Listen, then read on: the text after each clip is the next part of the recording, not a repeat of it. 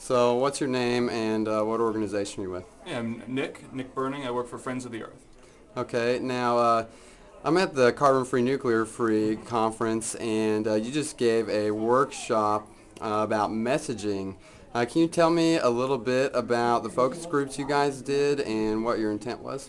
Yeah, we did. We ran a series of focus groups. We used the research firm Belden, Rusinello, and Stewart, progressive message research firm, and they went to 4 states, ran 9 groups, and we were basically testing, looking at people who don't really have a strong opinion about nuclear power one way or the other.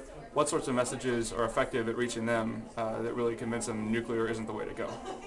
And what was your most potent finding? What was the most potent message that you guys found with your focus groups? People have a lot of concern about the safety issues still, and more than just the idea of a meltdown like Chernobyl or the potential meltdown we came close to at 3 Mile Island. It's really the issues of waste, the waste that's piling up at reactors, the idea of transporting the waste around the country. We don't have anything to do with it.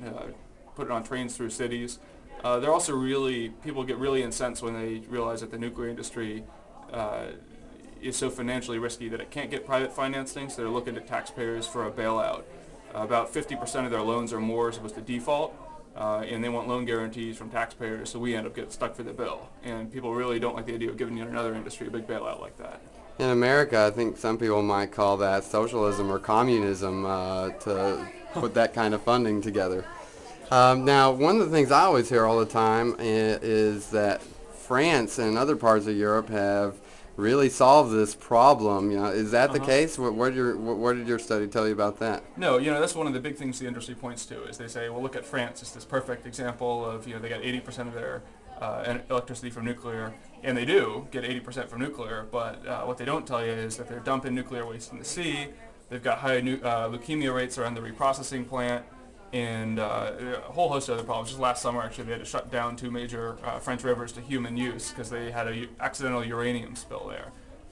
So there are all sorts of issues, actually, with the French example that tell us why we shouldn't be turning to nuclear in the U.S. Now, you said something that really caught my attention. I didn't want to interrupt you. You Uh-huh. said they were dumping waste into the sea? Yeah, it's pretty ridiculous, right? So they reprocess a bunch of their waste now, and people have the sense, they think of it like recycling. Oh, when you reprocess it, you must just be able to reuse it all as clean. That's not true. There's actually a bunch of waste streams of radioactive waste that come out of reprocessing, and they've got pipes into the ocean coming from the reprocessing centers that actually funnel some of this waste and dump it in the bottom of the ocean. Well, I think that ought to close the book for a lot of people. Right.